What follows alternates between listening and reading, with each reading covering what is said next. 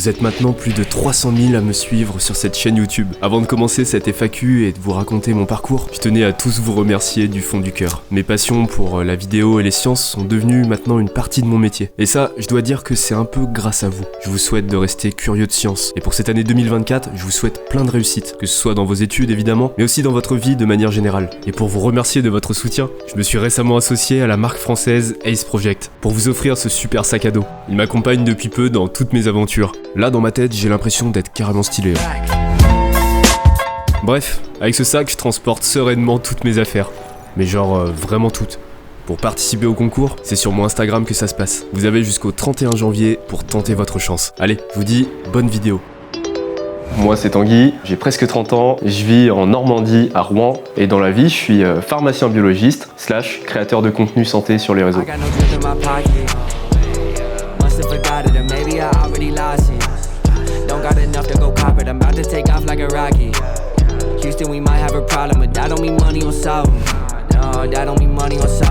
C'est vrai que ça faisait des mois que je voulais la faire, cette FAQ. Alors je vous invite à prendre une petite tasse de thé comme je viens de le faire, une petite tasse de camomille pour être précis.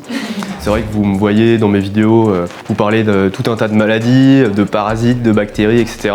Mais vous savez pas vraiment quel métier j'exerce. Donc pour répondre à cette question, je suis pharmacien biologiste, on peut aussi dire biologiste médical, c'est soit des médecins, soit des pharmaciens qui peuvent exercer ce métier. C'est le même diplôme, même s'ils sont passés par des cursus différents. Notre job, ça va être de réaliser les analyses médicales, donc les examens de biologie de nos patients, donc que ce soit à l'hôpital ou bien en laboratoire de ville. On va être responsable de toute l'analyse en fait, du moment du prélèvement jusqu'au moment du rendu du résultat. On va traiter tout fluide biologique, ça peut être de l'urine, du sang, des selles, tout liquide, et on va faire tout un tas d'analyses pour aider les médecins prescripteurs à faire leur diagnostic.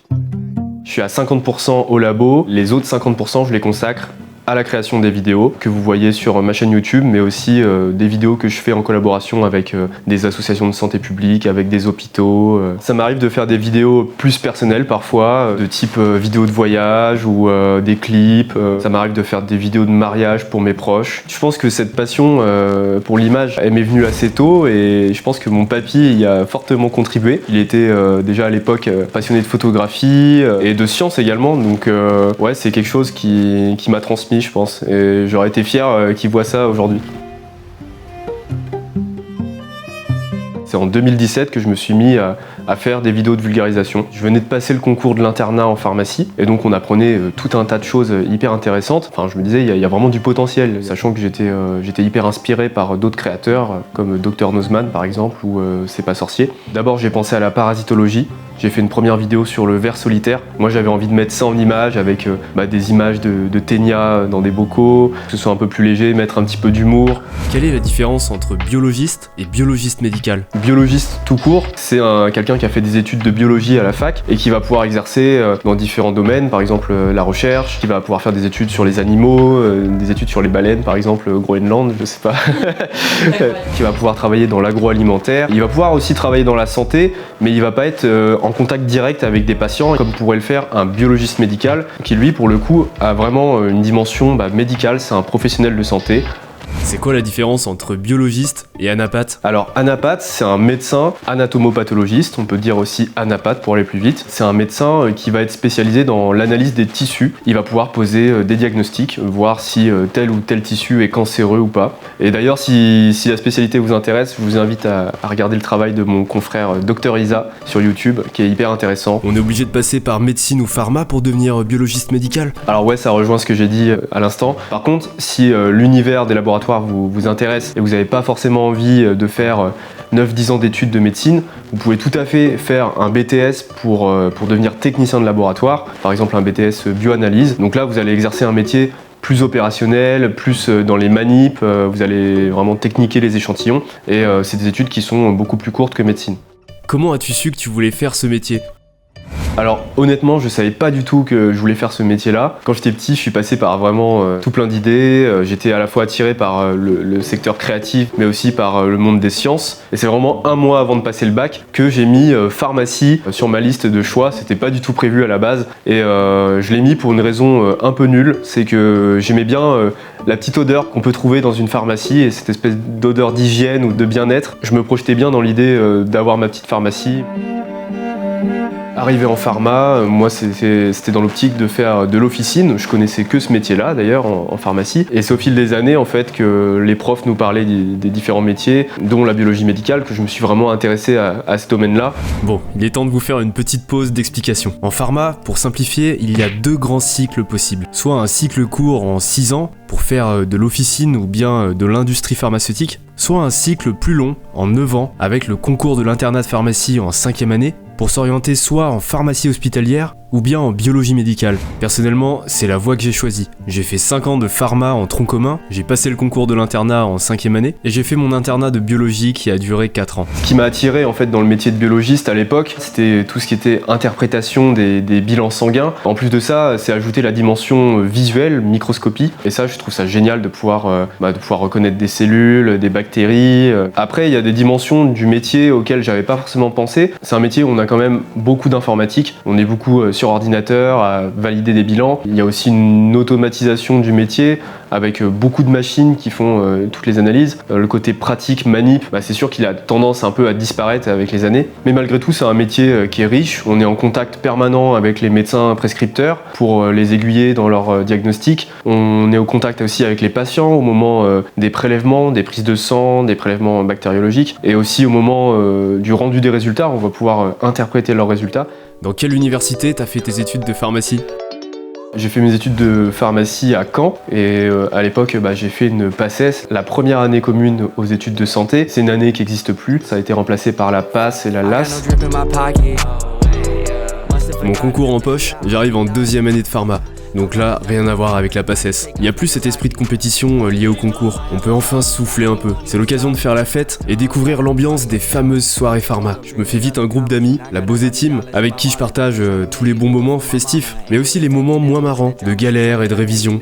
Pendant toutes ces années à la fac, j'ai vraiment l'impression de vivre et d'évoluer avec une seconde famille. Et aujourd'hui, j'ai le sentiment que je garderai ces amis encore un petit moment. Bon, je vous rassure tout de suite, on n'a pas fait que des soirées cette année-là. On a appris tout un tas de choses intéressantes, en cours magistraux et en TD. Et pour bien maîtriser toutes ces notions, on avait pas mal de travaux pratiques, dans les salles de TP à la fac, mais aussi parfois directement dans la nature, lorsqu'on étudiait les plantes et les champignons. Moi, je me suis investi dans la Corpo Pharma. Donc la Corpo, c'est un peu le BDE, le bureau des élèves. C'est l'association qui va gérer tous les événements à la fac, qui va faire vivre le campus.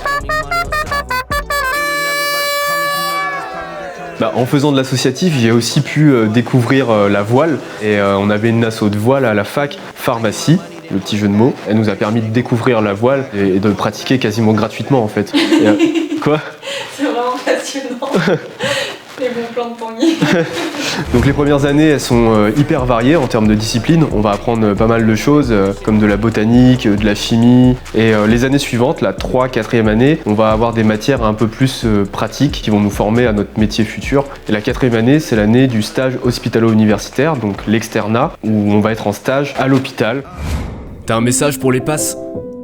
C'est une année qui peut être difficile, mais je pense qu'elle peut être malgré tout bien vécue. Le truc, c'est juste de conserver un rythme de vie qui soit sain, une bonne hygiène de vie, c'est-à-dire travailler suffisamment, mais aussi s'accorder du temps pour faire du sport, pour voir sa famille et ses amis. Je pense que c'est important. Mes premières colles, j'étais classé dans les 800e sur 850. Et pourtant, je pensais que j'avais une bonne méthode de travail qui consistait à recopier entièrement tous mes cours. Mais au final, je me fourvoyais. C'était vraiment pas la bonne façon de travailler. D'ailleurs, si j'avais un deuxième conseil à donner, ce serait de bien prendre le temps de trouver votre méthode de travail. On est tous différents et on a chacun notre façon d'assimiler les connaissances.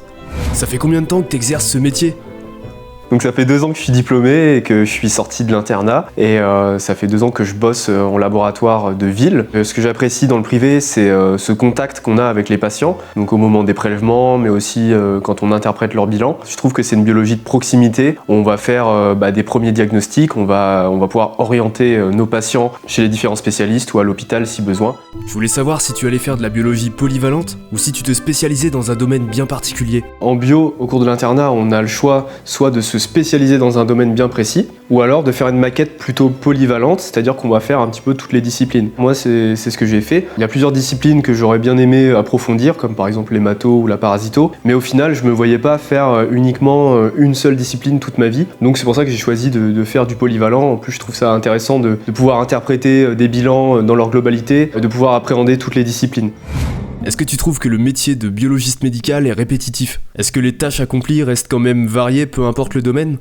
Il y a forcément des choses qui sont répétitives, comme dans tout métier, j'ai envie de dire, mais au-delà de la routine, on va pouvoir s'impliquer dans d'autres tâches qui peuvent être intéressantes, comme par exemple faire de la recherche, écrire des articles scientifiques, faire de l'enseignement si on est à l'hôpital. Si on est plutôt dans le privé, ça va être plutôt gérer une équipe, mettre en place de nouvelles techniques, monter de nouveaux laboratoires. Je pense qu'il y en a vraiment pour tous les goûts.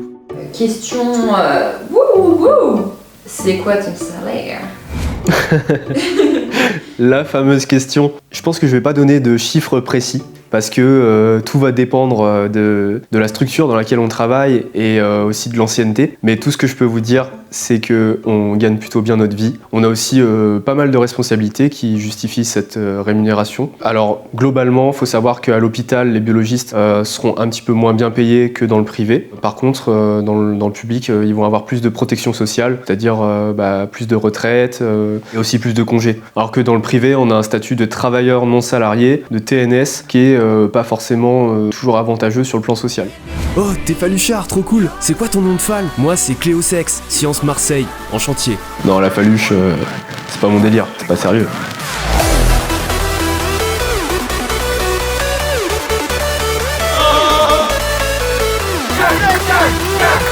Ce mec est un génie! Ce mec est un génie! Ce mec est un génie! Merci! Alors, mon nom de faluche, c'est Mouchou. C'est-à-dire quoi? Mouchou, t'as pas la référence? Non? C'est le petit dragon dans Mulan. Oh mais c'est trop mignon. Ouais, c'est un peu raciste, mais bon. Oui mais c'est mignon. C'est mignon. Alors vous avez peut-être le sentiment que mon parcours a été fluide, sans encombre, parce que je vous montre une compile de mes meilleurs souvenirs. Mais détrompez-vous, comme tout le monde, je suis passé par des phases de découragement, de mauvaises expériences, voire même de remise en question sur mon avenir. C'est juste que dans ces moments-là, j'avais forcément moins le réflexe de filmer. En tout cas, aujourd'hui, je regrette pas une seule seconde d'avoir entrepris ce cursus et d'être allé jusqu'au bout. Alors même si un diplôme n'est pas une fin en soi, les études m'ont permis d'en apprendre plus sur moi-même et ma capacité de travail. Durant toutes ces années, j'ai fait des rencontres formidables et ça m'a ouvert tout un tas d'opportunités. J'espère sincèrement que vous avez apprécié cette vidéo et que ça vous aura peut-être motivé à vous lancer dans des études scientifiques. En tout cas, quels que soient vos choix professionnels, allez-y à fond et croyez en vos projets. Si vous avez d'autres questions, n'hésitez pas à les mettre en commentaire, j'y répondrai avec plaisir. Je vous dis à très bientôt, signé Mouchou.